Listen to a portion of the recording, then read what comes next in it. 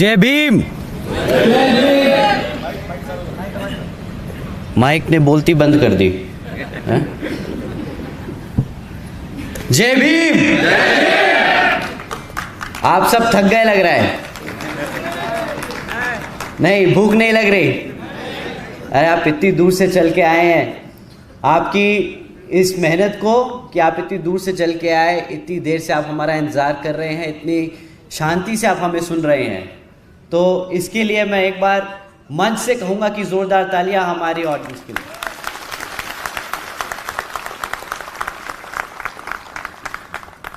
यहाँ पे आज इतनी बड़ी संख्या में हमारी माताएं बहनें जो इतनी दूर से आई, आप सभी का मैं तहे दिल से धन्यवाद और शुक्रिया अदा करता हूँ। और स्पेशली जो छोटे छोटे बच्चे आज यहाँ मौजूद हैं, आप सभी का मैं तहे दिल से धन्यवाद भी करता हूँ कि आप सब आए, पार्टी के मिशन के बारे में सुन रहे हैं, समझ रहे हैं और आगे जाके समाज में बताने का काम कर रहे हैं। तो आप सभी का तहे दिल से धन्यवाद। एक बार जोरदार तालियां हमारे सभी माता और बहनों के लिए।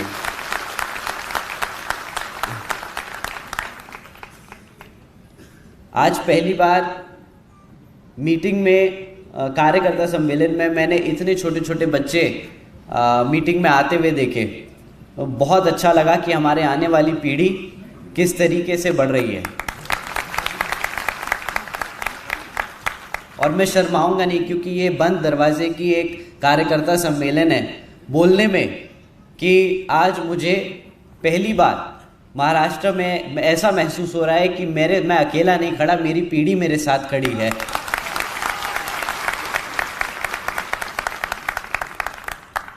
साथ ही आज यहाँ इतनी बड़ी संख्या में हमारे युवा साथी और बुजुर्ग सभी इतनी बड़ी संख्या में आज यहाँ मौजूद हैं, इतनी देर से इतनी पेशेंटली हमें सबको सुन रहे हैं। तो एक बार जोरदार तालियां हमारे सभी युवा और बुजुर्ग साथियों के लिए।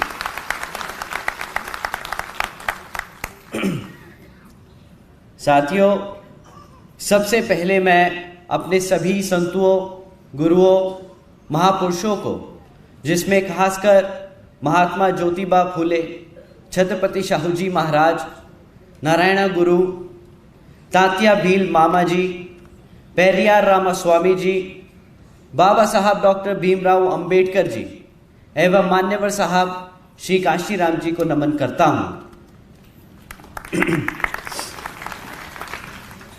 मान्यवर साहब श्री कांशीराम जी की एकमात्र उत्तराधिकारी हमारी आदरणीय बहन कुमारी मायावती जी को भी नमन करता हूँ। उत्तर प्रदेश की 4 बार मुख्यमंत्री, लोकसभा व राज्यसभा की कई बार सदस्य रही आदरणीय बहन कुमारी मायावती जी, जिन्होंने अपने सभी SC, ST, OBC एवं अल्पसंख्यक समाज के साथ साथ सर्व समाज में से गरीबों और कमज़ोरों के लिए अपना पूरा जीवन समर्पित किया। तो मुझे गर्व है कि मुझे ऐसे महान नेता के नेतृत्व में काम करने का मौका मिल रहा है। मैं आदरणीय बहन कुमारी मायावती जी का हार्दिक अभिनंदन और आभार व्यक्त करता हूं। साथ ही साथ आज यहां मंच पर मौजूद हमारे national vice president Shri Anand Kumar ji, साथ ही साथ पूर्व राज्यसभा सांसद और महाराष्ट्र प्रदेश के कोऑर्डिनेटर श्री अशोक सिद्धार्थ जी, और इनके साथ साथ आज मौजूद सभी बड़े छोटे पदाधिकारी और उनके साथ आज यहाँ इस सभा में शामिल हुए सभी कार्यकर्तागण का मैं तहे दिल से स्वागत और धन्यवाद करता हूँ। साथियों, मैं आपसे वही चीज़ें नहीं दोहराने वाला जो अभी हमारे सारे लीडर्स बोल के गए। उन्होंने आपको बताया कि पिछले जब से पार्टी बनी तब से बाबा साहब से लेके बहन जी तक के संघर्षों में क्या काम हुए, मैं बहन जी ने और बाबा साहब ने, मान्यवर साहब ने क्या संघर्ष किए और क्या क्या हमारे समाज के लोगों के लिए क्या क्या काम करके और किस तरीके से उन्होंने हमारे समाज को आज यहाँ तक लाके खड़ा किया, तो वो आपको बता चुके हैं। मैं आपसे आने वाले अगले 10 साल की बात करना चाहूँगा। मैं आपसे बीएसपी के भविष्य की बात करना चाहूँगा और उसके साथ साथ हम आज कहाँ खड़े हैं वो भी समझना चाहूँगा। अगर मैं कुछ गलत समझूं तो आप मुझे बेशक टोक देना, क्योंकि ये बंद दरवाजे की मीटिंग है।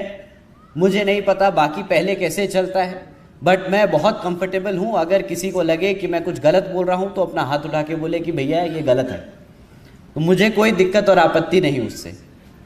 तो साथियों, आज मैं आपसे आज का और आने वाले 10 साल का उसके बारे में बात करूँगा। पर इन सब में जो टिपिकल एक भाषण होता है, मैं वो आज आपके सामने नहीं रखूँगा। ना मैं आपसे आज यहाँ की जो कहूँ अगर निकम्मी एकनाथ शिंदे, शिवसेना और बीजेपी की जो बिल्कुल ही बेकार सरकार चल रही है उसके बारे में भी बात नहीं करने वाला। ना मैं आज केंद्र की भाजपा की सरकार जो सिर्फ धोखा और घोटाले करने वाली है, जो आज तक अभी किसी के सामने आया नहीं, पर जैसे ही ये सरकार केंद्र से हटेगी तब आपके सामने आएगा कि किस कदर इसने हमारे समाज को अंदर से खोखला किया है। ना मैं इसकी आज बात करूंगा और ना मैं बात करूंगा ऐसे कोई लंबे चौड़े वादे जो हम 2024 में करके दिखा देंगे। मैं आज आपसे सीधी बात करूंगा और वो बात करूंगा जो मैंने पिछले 2.5-3 साल में आप सबसे सुनी है, जो महसूस करी है। और अगर कुछ गलत महसूस या समझा तो आप प्लीज़ मुझे टोक देना। मैं पिछले 2.5-3 साल में ये समझा जो हमारे कार्यकर्ता हैं वो कुछ थोड़े से परेशान हैं करंट स्ट्रक्चर को लेके, करंट तरीकों को लेके, कि जिस तरीके से पार्टी चल रही है उसमें बहुत कमियां हैं। अगर मैं आपके सामने 2-3 रखूं तो आप मुझे बताना आपको कैसा लगा, कि ये सही है कि गलत है। क्या आप सबको ये लगता है कि हमारे कुछ पदाधिकारी पार्टी को फ़ायदा पहुंचाने से ज़्यादा नुकसान पहुंचाने का काम कर रहे हैं? सही है? नाम नहीं लेना, हम बस काम की बात कर रहे हैं। हाँ, क्या आप सबको लगता है कि हमारी पार्टी में कुछ काबिल लोगों को आगे मौका नहीं दिया जा रहा और नाकाबिल लोगों को आगे रखा जा रहा है? सही बात है? सही बात। क्या आप सबको लगता है कि हमारी पार्टी में युवा साथियों को उतना मौका नहीं दिया जाता जितना दूसरी पार्टियों में दिया जाता है? ये भी बात सही है? एक बार आप सब अपने हाथ उठा के बता दो कि अगर इन तीनों में से तीनों बातें सही हैं, आपको सही लगी तो एक बार हमें पता चल जाए। देखिए साथियों, इनके जवाब हमारी बहन जी कई बार दे चुकी हैं। ये बात जो आपको लगता है सही है, ये जो बात आप समझ रहे हैं, जो आप दबी आवाज में बोलते हैं, वो बहन जी तक पहुंचती, और बहन जी ने इनके लिए कई बार सोल्यूशन भी दिए, कई बार इसके लिए आपको आगे सोल्यूशन दिए ताकि हम उसे सुधार सकें। ऐसा नहीं है कि ये दिक्कतें बहन जी तक नहीं पहुंची, बट मैं आप लोगों के बीच में एक बार दोबारा से ये दोहराना चाहता हूं, इसलिए ताकि आपको भी मालूम हो कि आपकी दिक्कतें, आपकी परेशानी या आपको जो कमियां लग रही हैं वो लीडरशिप तक पहुंच रही है कि नहीं। तो साथियों, ये बहन जी की तरफ से मैं आप सबसे बोलता हूं कि हाँ, हमने इन दिक्कतों को समझा है, देखा है, महसूस किया है, और इसके लिए कई बारी इसके लिए समाधान, इसके लिए हमने सॉल्यूशंस भी देने के काम करेंगे। परंतु साथियों, इनके जवाब जैसे मैंने कहा बहन जी ने कई बार दिए, परंतु परेशानी इन सवालों के जवाबों को ढूंढने में नहीं है। बहन जी ने इन सवालों के जवाब कई बार दिए, बल्कि हमें परेशानी इन सवाल के जो जवाब हमें मिले उनको ज़मीनी स्तर पर इम्प्लीमेंट करने में आती है। क्या आप ये मानते हैं कि बहन जी ने अगर आप लोगों की परेशानी समझी और उसका सल्यूशन दिया तो शायद हम उसको इम्प्लीमेंटेशन में कहीं छोड़ गए? क्योंकि अगर आपकी बात उन तक पहुंची है तो उन्होंने भी समझा कि अपने कार्यकर्ता की अगर दिक्कतें हम सॉल्व नहीं करेंगे तो पार्टी आगे नहीं बढ़ेगी। पार्टी कार्यकर्ता से बनती है और कार्यकर्ता चलता है तो पार्टी चलती है। ये बहन जी और हम सब मंच पे जो मौजूद हैं सब बखूबी समझते हैं। तो शायद सल्यूशन देने में दिक्कत नहीं, सोल्यूशन को इम्प्लीमेंट करने में कुछ कमियां रह गई हैं। मैंने कई बार सुना है हमारे साथियों से कि फलाना फलाना पार्टी में तो बहुत तेज़ी से काम हो रहा है, ज़मीनी स्तर पे काम हो रहा है। मैंने अपने साथियों से सुना है कि भाई फलाना फलाना पार्टी में तो यूथ विंग है, उस पार्टी में तो सोशल मीडिया विंग है। पर साथियों, मैंने ये कई बार सोचा कि यार ये तो बात सही कह रहे हैं हमारे लोग कि यार दूसरी पार्टियों में यूथ विंग होता है, पर बहन जी ने इसका क्या सल्यूशन दिया और हमने उसका क्या इम्प्लीमेंटेशन किया। दूसरी पार्टियां यूथ विंग बना के उसे रीजनल स्तर पे छोड़ देती हैं, कॉलेज के लेवल पे छोड़ देती है, लोकल बॉडीज तक छोड़ देती है। बट बहन जी ने क्या किया कि यूथ को सीधा राष्ट्रीय स्तर पे लाके खड़ा कर दिया। बहन जी ने क्या करा, सब यूथ को ऊपर से लेके नीचे तक पार्टी के हर पदाधिकारी के हर लेवल पे 50% यूथ को रिजर्वेशन दिया। बहन जी ने वो काम किया एक कदम आगे बढ़ के जो दूसरी पार्टियां पीछे रह गई।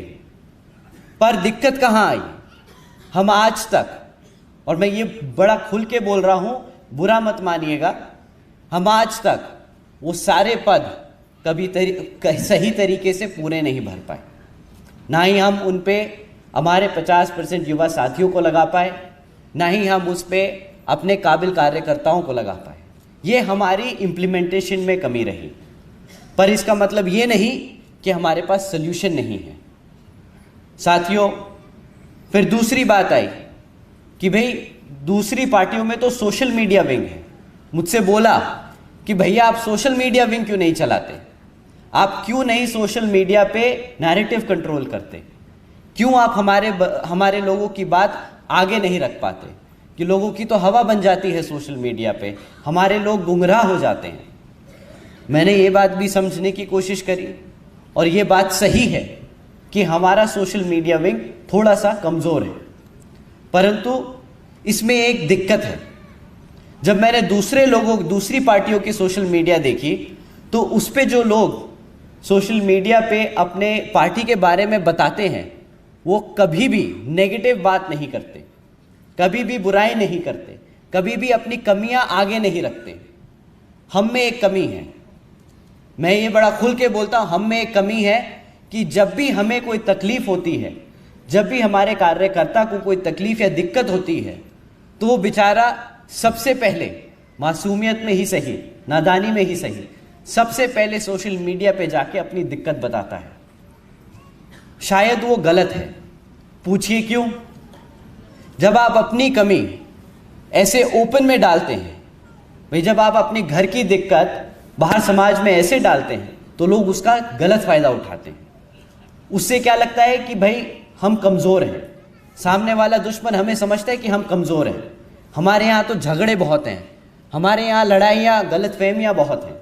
उससे वो उस चीज़ का गलत फ़ायदा उठाते हैं और वो उसको हमारे खिलाफ इस्तेमाल करते हैं, उसको और नेगेटिव बनाते हैं और बोलते हैं कि भाई ये तो पार्टी ख़त्म हो गई, ये तो लोग आपस में ही बिखर गए, ये कैसे आगे बढ़ेंगे, आपका नेक्स्ट बेस्ट ऑप्शन बीएसपी नहीं फलाना दूसरी पार्टी है।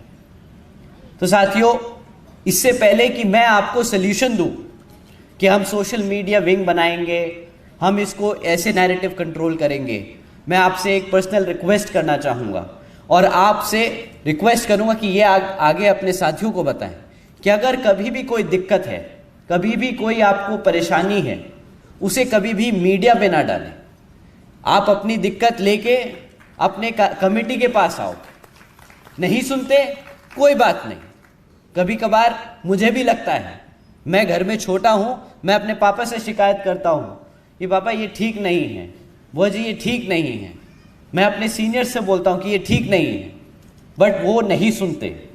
मे बी उन्हें ज़्यादा अच्छा पता है, वो हमसे थोड़े से ज़्यादा एक्सपीरियंस्ड हैं, उन्हें थोड़ा सा आगे का दिख रहा है। मे बी हमें जो आज गलत लग रहा हो वो हमारे आगे के फ़ायदे के लिए हो, तो आज उसे वहीं पे छोड़ दें। आपने अपनी बात रखी, आपने अपनी कमेटी तक अपनी बात पहुंचाने का काम किया, आपने वहां तक लेके गए, आपने अपना मैसेज डाल दिया, आपका मैसेज कहीं ना कहीं ज़रूर सुना जाएगा। जैसे आज मैं आपके सामने 3 कमियां लेके आया, तो ये आप ही सभी की कमी है। आपने कभी इसको ऊपर खोलने में नहीं बोला, बट आपकी कमियां, आपकी जो आपने जो कमजोरियां बताई वो पहुंच गई ना लीडरशिप तक। ऐसे ही अगर आप अपनी कमियां सोशल मीडिया पे ना डालकर अपने कमेटी में, अपने लोगों में बताएं, उससे बाहर दुश्मन वाला हमारी कमियों का फायदा नहीं उठाएगा। ये बहुत ज़रूरी है कि हम दुश्मन को कभी भी अपने आप को कमज़ोर ना दिखाएं। हमें हमेशा बाहर समाज में एकजुट, एक मजबूत और एक ताकतवर परिवार की छवि देनी।